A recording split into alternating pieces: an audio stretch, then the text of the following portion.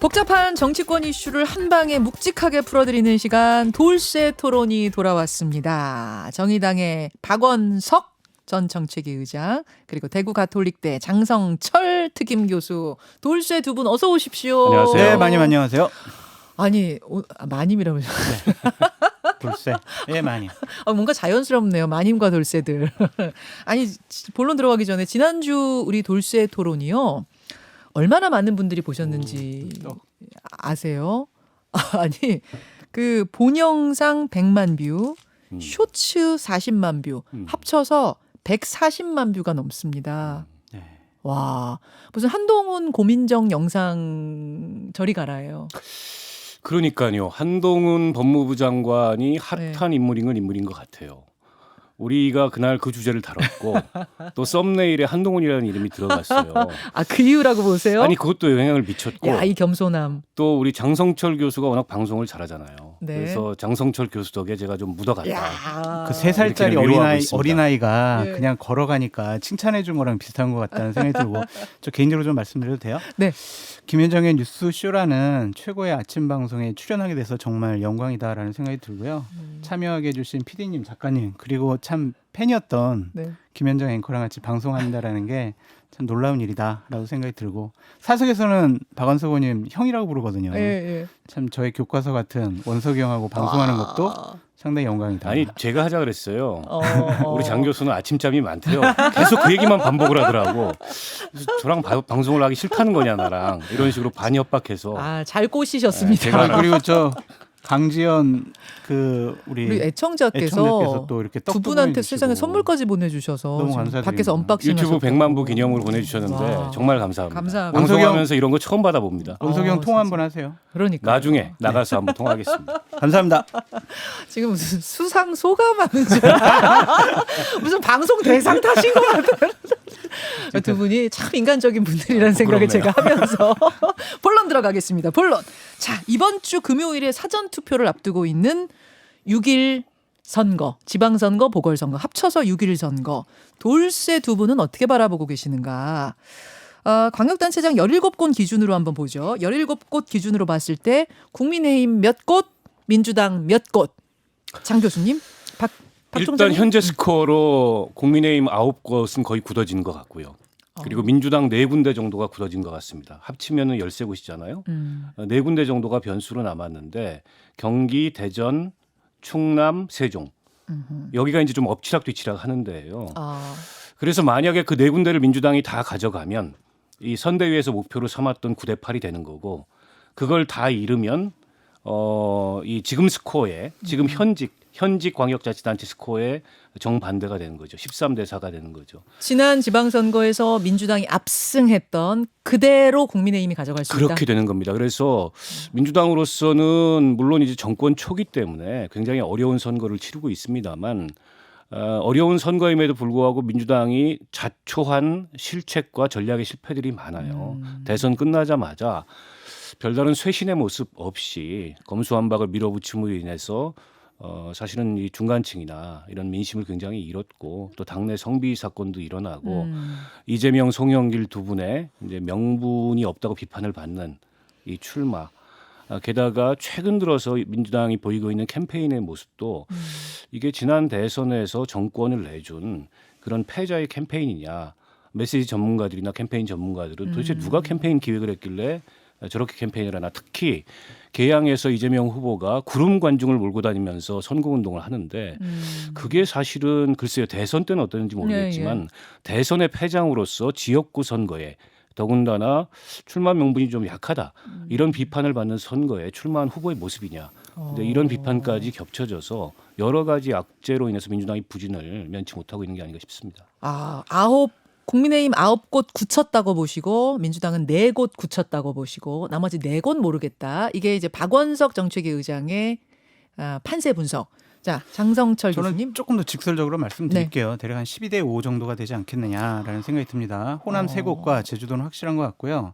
세종이 저는 헷갈려요. 어허. 왜냐하면 2015년도 공무원 연금 개혁한 이후에 세종시에서 한 번도 국민의힘 계열의 정당에서 이겨본 적이 없거든요. 그런가요? 어떠한 선거도 이겨본 적이 없습니다. 세종에서는 그렇습니다. 단 한 번도.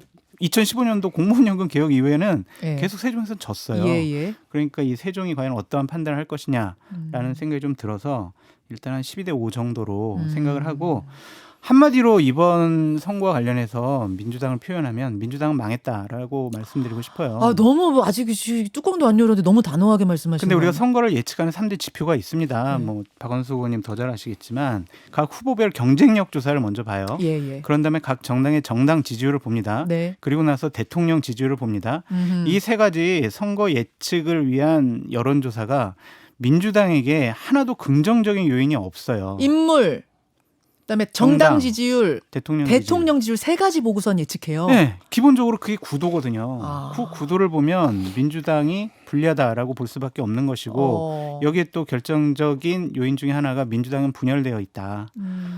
이재명 후보를 전면에 내세우는 순간 이재명 후보를 견제하고 이재명 후보에 대해서 반감을 갖고 있는 민주당 지지층과 예. 민주당의 주요한 정치 지도자들이 썩 그렇게 선거에 열정적으로 뛰는 것 같지가 않아요. 선거는 분열되면 이길 수가 없거든요. 분열이 이번 지방선거 때 민주당 패배의 중요한 원인이 될 것 같다라는 생각도 듭니다. 내부 분열. 아니 사실은 지금 민주당에서 보이는 분열의 모습은 그냥 어떤 보기에는 박지원 비대위원장을 비판하는 목소리 정도. 그 정도만 그냥 밖에서 보기에는 보이는데 장 교수님이 깊이 보시기에는 그보다 더 분열됐어요. 왜냐하면 여론조사를 보면 예. 지난번에 47% 정도 얻었던 지금 이재명 후보와 관련된 여론조사 아니 득표율 대선 득표율을 만큼 안 나오잖아요. 안 나오고 대략 여러 가지 상황을 보면 10% 정도 낮은 그런 여론조사를 기록하고 있더라고요. 그런 것을 보면 분열돼 있다고 볼 수밖에 없죠. 정확하게 보면 네. 두 가지가 좀 겹쳐져 있는 거죠. 뭔가요? 사실은 그 이재명 후보의 출마 명분이 약하고 또 그에 앞서서 송영길 후보가 개항 지역구를 버리고 서울시장에 출마한 것부터 비판을 받기 시작했잖아요. 이제 그런 어떤 모습이 이른바 민주당의 연성 지지층 혹은 중간층이지만 상대적으로 민주당의 우호적이었던 지지층의 붕괴를 가져왔고 분열이라고 말씀하시는 건 그보다 좀 구조적인 당내의 문제인데 당내 문제. 사실은 지난 대선 때 막판에 이게 뭐 박빙의 차이로 가니까 어쨌든 표의 최대 결집이 이루어졌지만 사실은 경선 후유증을 완전히 극복한 그런 본선이 아니었습니다. 아, 이낙연 대 이재명 이 싸움. 그렇죠. 당내에 여전히 그 여러 이 서로 좀 기류가 다른 또 주도권이 좀 다른 그런 세력들 간에 알력이 좀 남아 있고 지금 장 교수가 얘기했듯이 혼신을 다해서 당이 혼연일체가 돼서 선거를 뛰는 모습이 아닌 것 같다라는 어떤 판단에는 이제 그런 지난 대선의 당 내부의 분열상을 치유하지 못한 채 이번 지방선거와 재보궐선거를 맡고 있는 그런 민주당의 모습이 보이기 때문에 그런 지적을 했다고 보고요. 그럼 분열이 있는 상태에서 완전 치유되지 못한 채 선거를 치르는데 거기에 또 이재명 그렇죠. 후보가 등장까지 전면에 하니까 났습니다. 기름을 더 부은 상태가 게다가 됐다? 이제 이 지방선거가 끝나고 나면 민주당의 전당대회가 예정돼 예, 있습니다. 예. 그 전당대회 이해관계들이 다릅니다. 그리고 그 전당대회는 현직 국회의원들에게는 곧 공천권의 문제이기 때문에 그렇죠. 이 개파 간의 갈등이 수면 위로 올라올 가능성이 굉장히 높은데 그 전초전이 물밑에서 벌어지고 있는 거죠. 그런 면에서 실은 민주당으로서는 환경도 별로 좋지 않고 또 전략적인 그 패착들도 있었고 당내에 어쨌든 공고한 그런 어떤 결합도 이루어지지 않고 이중 삼중의 악재를 지금 만나고 있는 상황이죠. 아무리 그래도 아무리 뭐 외부 여건 안 좋고 내부 여건 안 좋고 해도 이재명이라는 거물이 인천 계양을 그 민주당으로서는 이제 터가 좋은 쭉 좋았던 그곳에 나왔는데 이런 접전을 벌일 거라고 예상한 사람 있었어요? 장 교수님 예상하셨어요? 아니 예상 박 못했고요. 총장님 저는 예상하셨어요? 못했습니다. 아무도 못했잖아요. 근데 사례가 있어요. 어떤 사례요? 2010년도에 개항을 해 보궐선거가 개최됐었거든요. 예. 그때 송영길 의원이 예. 인천시장 나간다고 해서 중도에 사퇴한 적이 있어요. 아하, 그래서 맞아요. 2년짜리 보궐선거를 했었는데 네. 그때 국민의힘 계열의 의원이 당선이 됐어요. 똑같은 거예요. 그랬던가요? 네, 이상권 의원이라고 그분이 그 지역에서 오랫동안 변호사 활동을 하면서 지금 윤영선 의원처럼 네, 후보처럼 지역을 탄탄히 다졌던 분이거든요. 근데 근데 송영길 그 당시 의원이 빠지니까 민주당에서는 그냥 새로운 사람 갖다가 집어넣은 거예요. 예, 예. 그래서 그때에 그 이상권 의원이 당선이 됐는데 그러한 예가 있다. 아, 그러니까 국민의힘이 한 번도 못 이기고 막 그런 곳은 아니었다는 얘기네요. 한 번 다 이겨봤어요. 한 번. 한 번 딱 2010년도에. 이겼는데 그때도 보궐이었다. 그렇죠. 그러니까 그때 상징적인 의미를 한번 판단을 해봐야 될 것 같아요. 아니 저 지적이 일리가 있는데 근데 그럼에도 불구하고 계양을 지역구라는 그 지역의 그 이 성격상 실은 이런 지지율 박빙의 지지율이 나오는 건 잘 이해가 안 돼요. 왜냐하면 역대 한 그 몇 번의 총선 중에 네. 지금부터 가까운 한 5번 정도의 총선 중에 네. 민주당이 가장 어려웠던 총선이 제가 기억하기로는 2008년 총선입니다.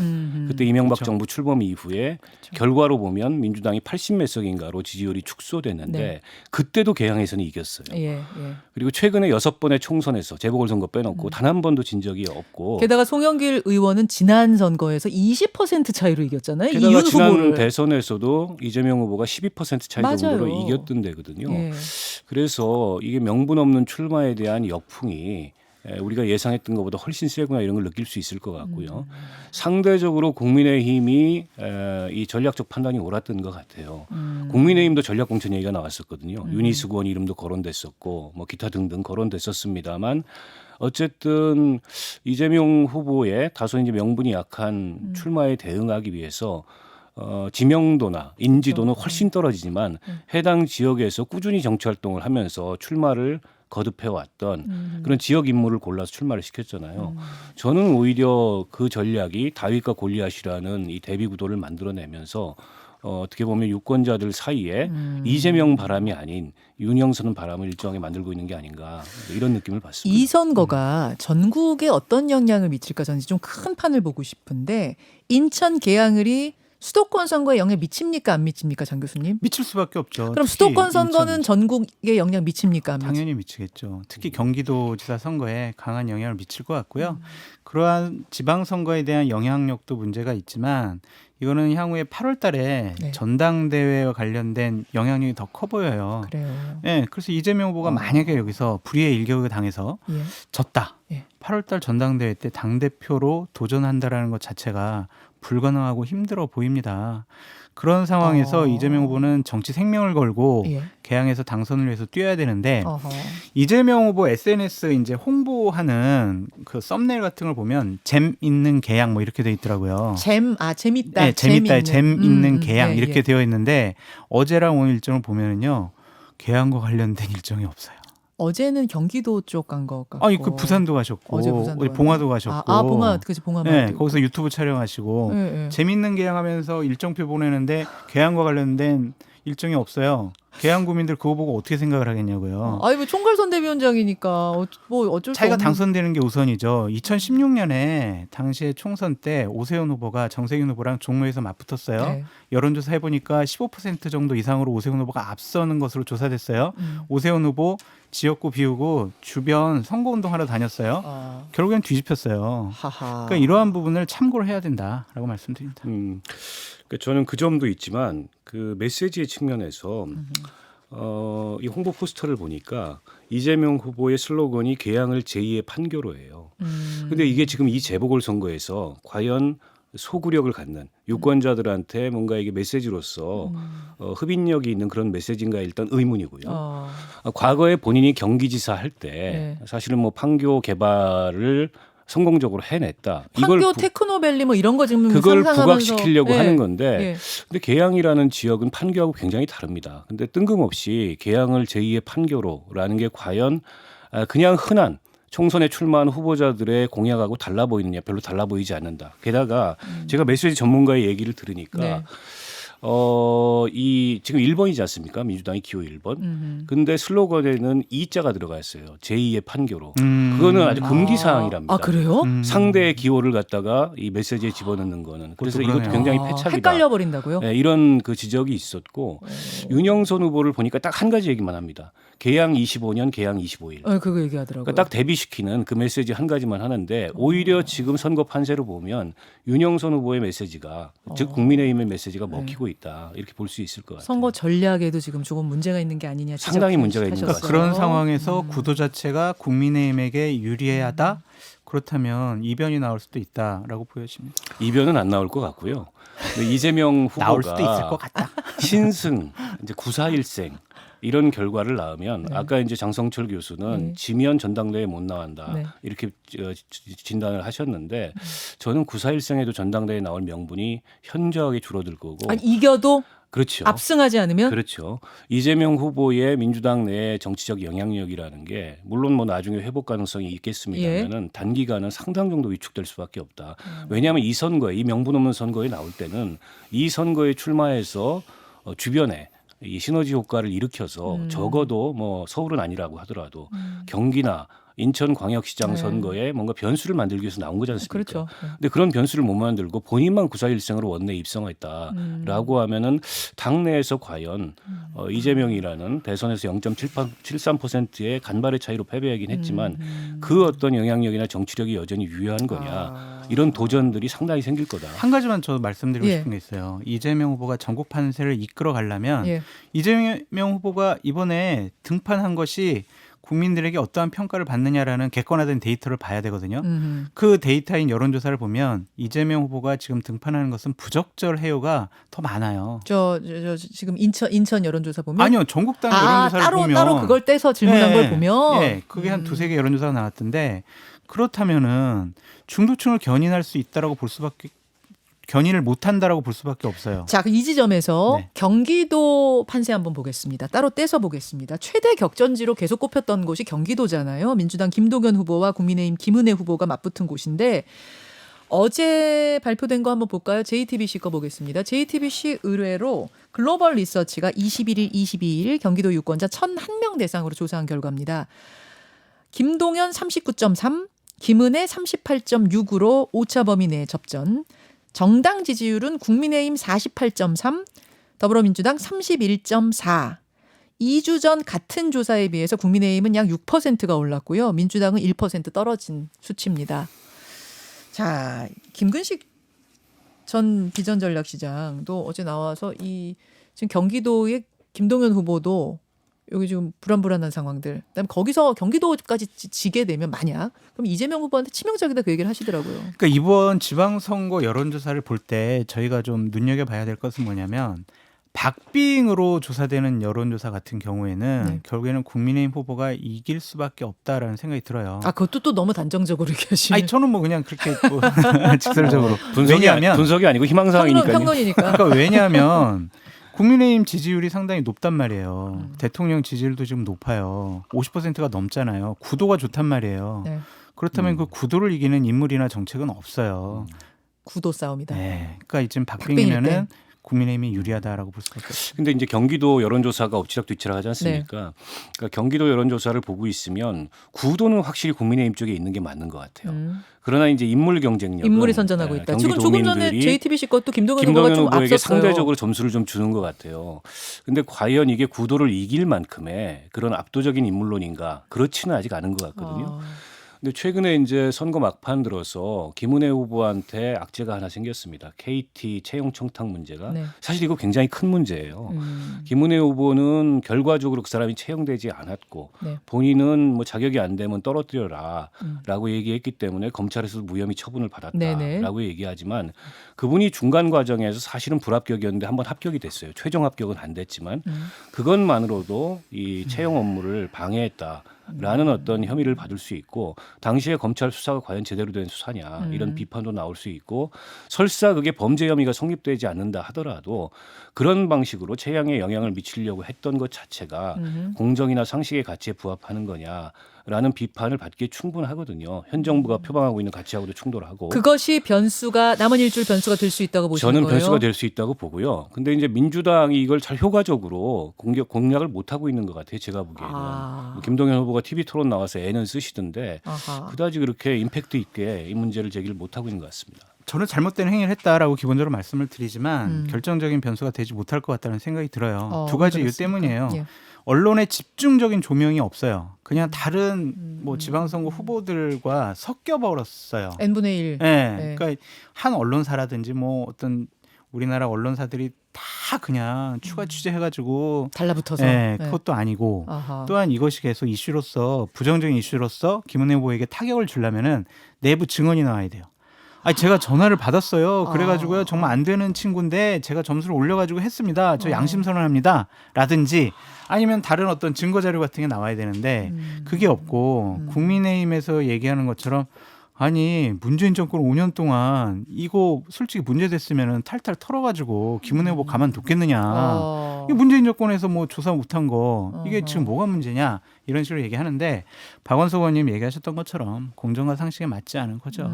정치를 하려면 그런 것들은 조심해야 된다. 부정적 이슈긴 하지만 결정적 한 방이 되기는 조금 어렵다 그 말씀이신 것 같은데요. 남은 일주일 그럼 마지막 변수는 전체적인 선거판에서의 마지막 변수는 뭐가 있습니까? 없습니까? 항상 저는 말씀드리는데 마지막 결정적 변수는 두 가지예요. 후보랑 각 정당이 결정적인 실수, 말 실수, 행동 실수 이건 도저히 용서할 수가 없어.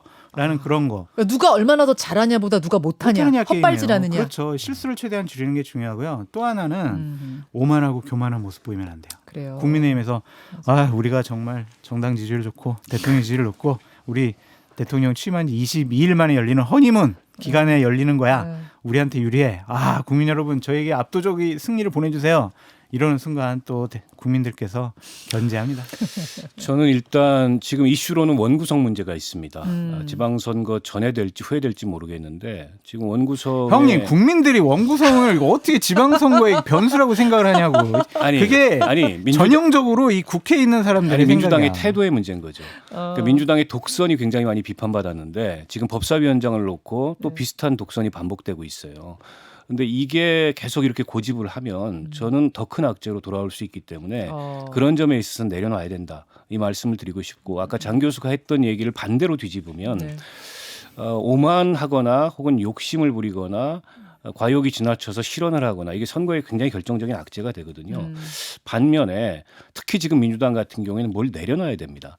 근데 내려놓을 만한 게 없어요. 잠시 후에 지금 8시 40분이죠. 잠시 후 10시에 박지원 비대위원장이 긴급 기자회견 한다는 얘기를 여기서 지금 처음 밝혔어요. 기자들 전혀 몰랐어요. 공지도 전혀 안 됐는데 조금 전에 그 얘기를 했단 말입니다. 여기서 무슨 얘기 할까요? 일단 기본적으로 국민들한테 호소하는 뭐 살려달라. 라는 그 투에 그런 호소문일 텐데 근데 박지원 비대위원장이 그냥 호소만 해서 돼요 지금? 그렇죠. 그냥 호소만 해서 안 된다. 안 되잖아요. 거죠. 박지원 비대위원장이 뭘 내려놓을 수 있는 권한을 갖고 있는가. 지금 비대위원장이기 때문에 당대표도 아니고 또 비대위의 비대위를 만들 수도 없는 거고 선거 일주일 앞두고서 그러면 과연 뭘 내려놓을 수 있을까? 뭔가. 뭘 내려놓기에는 조금 시기상으로 늦은 감도 있어요. 왜냐하면 그 내려놓을 생각이 있었으면 이재명 후보 출마하지 말았어야죠. 송영길 대표 출마하지 말았어야죠. 그럼에도 불구하고 뭔가를 내려놓지 않으면 지금 일주일 남은 시간 사이에 지금 사면 초과와 같은 이 상황을 반전시킬 방법이 없다. 그게 이재명 후보의 전당대회 불출마 선언이 됐든 아니면 남은 586들의 차기 총선 불출마가 됐든 뭔가 어쨌든 대선 이후에 패배의 책임을 지고 쇄신하고 성찰하고 자숙하는 모습을 보여야 되는데 단 한 번도 지금까지 민주당이 그런 모습을 보이지 않았기 때문에 지금과 같은 위기에 물렸거든요. 저는 지금도 방법은 내려놓는 것밖에 없다고 내려놔야 된다. 뭐든지 내려놓을 수 있는 걸 내려놔야 한다. 근데 비슷한 생각인데 그래서 방송을 같이 하기가 싫다니까요. 비슷한 생각이에요. 저는 이렇게 말씀드리고 싶어요. 민주당은 반성문을 써야 돼요. 과거에 5년 동안 저희가 국민의 상식에 맞지 않는 눈높이에 맞지 않는 많은 것들을 해왔습니다. 그래서 대선 패배했고요. 저희들 앞으로 나아지겠습니다. 도와주십시오. 과거의 잘못 반성합니다. 라고 1, 2, 3, 4, 5 반성문 써야 되는데 그런 게 없어요. 윤석열 정권 견제해야 됩니다. 이것만 얘기하고 있거든요. 그렇다면 과연 국민들이 니들은 5년 동안 뭐 했는데? 응? 니들은 대선 이기고 지방선거 이기고 총선 이겼을 때 뭐라고 했어? 힘 실어달라고 했잖아. 근데 막 뭔가 반성하려고 하고 내부에서 뭐 징계하려고 하고 하면은 내부 강성 지지자들로부터 엄청나게 또 막 악플 쏟아지고 이게 그런 게 있더라고요 그 당이. 그게 곤혹스러운 거죠. 지금 박지원 비대위원장을 향한 이제 당내의 여러 가지 문제 제기도 지나치게 반성을 하고 있다. 심지어는 내부 총질이다. 이렇게까지 지금 비판을 하고 있는 거잖아요. 그러니까 민주당의 이른바 이제 그 강성 지지층이 선거나 어쨌든 정당에게 있어서 굉장한 힘이 되기도 하지만 또 한편으로는 그 강성 지지층의 큰 목소리에만 당이 이끌려가다 보면 균형을 못 잡고 중심을 못 잡는 이런 모습이 분명히 나타나거든요. 지금 그런 모습을 저는 보이고 있다고 생각해요. 그럼 국민의힘이 너무 잘해서라기보다는 지금 지지율 올라가는 게 아니 지금 반성 얘기하는데 탄핵당하고도 반성을 안 했던 정당이 저 정당이에요. 근데 이제 와가지고 권력 좀 잡았다고 상대를 향해서 반성하라고 큰 소리치고 저는 국민의힘 당원이 아니라서 그런 얘기할 자격이 저럴 때만 없고요. 국민의힘 당원이 아니라 그러고 아까도 우리 셀카 찍을 때 보면 1번 들고 찍잖아요. 저 반성을 많이 했었죠. 막 무릎 꿇고 국민 여러분들께 고개 숙이고 반성문 많이 썼었습니다. 과거에. 그래서 그렇게 하나하나 시작을 해야지 민주당이 과거에 180석의 추억에 계속 매몰돼 있는 순간 민주당은 기회가 없을 것 같아요. 알겠습니다. 내려놔라, 반성해라 두 분의 주문이고요. 어제 있었던 노무현 전 대통령 추도식 얘기 좀 해보겠습니다. 사실은 선거 전에 큰 변수가 있다면 이 행사가 될 거란 얘기를 많이들 했어요. 왜냐하면 여기에 문재인 전 대통령, 이해찬 전 대표, 이재명 후보, 유시민 이사장 뭐 이런 야권 인사들이 다 모이는 자리이기 때문에. 근데 문재인 전 대통령은 어떤 공식 메시지, 그러니까 선거에 영향 미칠 만한 공식 메시지를 안 냈습니다. 사실은 자연인이기 때문에 내려면 낼 수도 있었을 텐데 좀 근데 돌려서라도. 행보는 하셨죠. 어떤 영향을 행보요? 미치려는. 나는 이재명 후보랑 오찬을 먹고 뭐 권양숙 여사랑 오찬을 해서 여러 가지 얘기를 나눴다. 그 정도. 그것만 주는 그 행보에 대한 메시지가 있죠. 근데 그 자리에는 그 뭐 정도- 민주당의 원로들도 네, 다 그 함께했던 자리이기 때문에 음. 그 자체로서 메시지가 되기는 좀 어렵다고 보고요. 저는 뭐 문재인 대통령이 퇴임한 지 지금 며칠도 안 돼서 지방선거를 앞두고 아무리 지금 야권이 어렵다고 하더라도 메시지를 낸다는 거는 적절치 않은 것 같아요. 본인이 어쨌든 잊혀지고 싶다 이렇게 말씀을 하셨는데 그러면 잊혀지는 게 아니고 다시 정치의 전면에 등장하는 거잖아요. 아. 또 문재인 대통령의 성정상 그런 분도 아니고 아무리 급해도 그렇게 하는 스타일은 아니다. 그렇죠. 그래서 어제 사실은 추도식에 어떤 분들이 어떤 내용으로 추도사를 하느냐 네. 이걸 좀 눈여겨봤는데 네. 뭐 노무현재단 이사장인 정세균 전 총리께서 하셨고 그다음에 정세현 장관이 하셨어요. 네. 근데 정세현 장관은 좀 정치적인 메시지를 얘기하셨더라고요. 맞습니다. 민주당이 좀 잘 됐으면 좋겠다. 대선 끝나고 여러 가지 힘이 없지만 네. 그럴수록 민주당이 잘 되도록 힘을 모아줬으면 좋겠다 이런 말씀을 하셨는데 정세현 전 장관 자체가 그다지 그렇게 이 정치적인 분이 아니기 때문에 아. 그 메시지가 지지층을 어제 추도식을 계기로 확 결집시키는 아하. 이제 그런 어떤 메시지로 작용할 것 같지는 않고 문재인 대통령이 그런 말씀을 하셨다면 얘기가 달랐겠죠. 전국이 굉장히 시끄러워지면서 그랬겠죠. 이 선거 막판에 진폭이 굉장히 커졌을 텐데 예상했던 대로 문 대통령께서는 말씀을 안 하셨고 또 유시민 전 장관이 전 노무현 재단 이사장인데 그분이 혹시 한 말씀 하시지 않을까 이렇게 지켜봤는데 지금 유시민 전 장관도 뭐 재판을 받고 있고 개인적으로는 굉장히 좀 처지가 어렵기 때문에 별다른 말씀이 없으셨던 것 같아요. 저는 뭐 잘 판단하신 것 같습니다.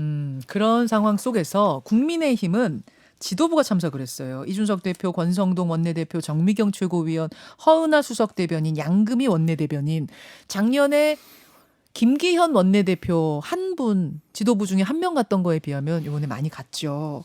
그리고 정부 인사로는 한덕수 국무총리가 또 참석하고 이게 다 유권자들에게 보내는 메시지가 있는 거죠. 참석 자체가. 그렇게 접근을 안 했으면 좋겠어요. 아, 그래요? 지방선거에 우리가 좀 도움을 받으려고 중도층을 견인하려고 이런 행사에 참여하는 거다라고 해석될 만한 행위나 말 같은 거를 어제 안 했기 때문에 아하. 저는 다행이라고 좀 생각이 들고요. 상식이잖아요. 노무현 대통령께서 말씀하셨던 반칙 뭐 이런 특권 없는 사회 만들겠다. 대화 타협하겠다. 지역구도를 타파하겠다. 얼마나 이게 상식적이에요. 그래서 여야 진영을 떠나서요. 그냥 이런 상식적인 나라의 옛날에 큰 어른이 주창하셨던 것들을 함께 국회에서 정치권에서 이루어내자라는 다짐의 자리가 됐으면 좋겠다라고 생각이 들지 정치권 전뭐 선거의 유불리로 안 따졌습니다. 선거 때문에 간 게 아니라고 치더라도 선거의 중도층 끌어안기에 영향은 주지 않겠느냐. 경계심을 좀 무너뜨릴 수 있을 것 같아요. 국민의힘이 여기까지 갔어? 야, 쟤네들 바뀌어가고 있는데 그러한 이미지랑 인식을 주는 거지. 이것 때문에 야, 그래. 국민의힘 더 찍어주자. 그건 아니고. 그러진 않을 것 같아요. 아무래도 중간층의 부정적 인식이 줄어들겠죠. 어쨌든 윤석열 대통령 취임을 계기로 5.18에 대통령을 포함해서 대거 현 정부 인사들 그리고 여당의 인사들이 내려갔고 이게 이제 거꾸로 다시 후퇴하면 안 된다. 저는 이 점을 강조하고 싶은데 광주나 5.18이 어떤 진영의 기념일이 돼서는 안 되잖아요. 네, 마찬가지로 노무현 전 대통령에 대한 역사적 평가도 네. 이제는 어떤 진영 간의 그런 어떤 이 갈등, 대결 이걸 좀 넘어서야 된다. 앞에 장 교수가 얘기했듯이 정말 보편적인 그런 가치를 말씀을 하셨고 또 굉장히 열정적으로 그 살았던 그런 정치인이잖아요. 그거는 여야 진영을 막론하고 본받을 만한 점이 분명히 있고 그 점에 대해서 이제 합의된 역사적 평가를 만들어서 더 음. 이상 그거를 과거로 후퇴시키지 않았으면 좋겠다 이런 생각이 들고 이 얘기는 국민의힘에만 제가 드리는 말씀이 아니고 민주당에도 공히 드리는 말씀이에요. 네. 그 진영의 상징일 수밖에 없어요. 노무현 대통령은. 네. 근데 이걸 갖다 배타적이고 독점적인 상징으로 만들려면 만들수록 아. 노무현 대통령의 위상은 작아지는 겁니다. 아하. 저는 그렇게 하지 않았으면 좋겠다 네, 이 말씀을 네. 드리고 싶어요. 그래요. 지금 시간이 다 됐나요? 두 분께 이 지역 한번 주목해 주세요. 이걸 제가 경기도 빼고 얘기하려고 그랬는데 어딘지만 얘기해 주세요. 자, 우리가 흔히 얘기하는 수도권 접전지 빼고 왜 관심 갖고 있는 곳? 저는 아까 말씀드렸듯이 세종이에요. 세종, 네. 저는 충남입니다. 충남, 네. 중부 지역이군요. 근데 100만 뷰 했는데 한 30분, 40분 해야 되는 거 아니에요? 오늘 한 30분 가까이 했어요. 그래도 여기까지 두 분 수고하셨습니다. 고맙습니다. 돌쇠 토론이었습니다. 감사합니다. 김현정의 뉴스쇼는 시청자 여러분의 참여를 기다립니다.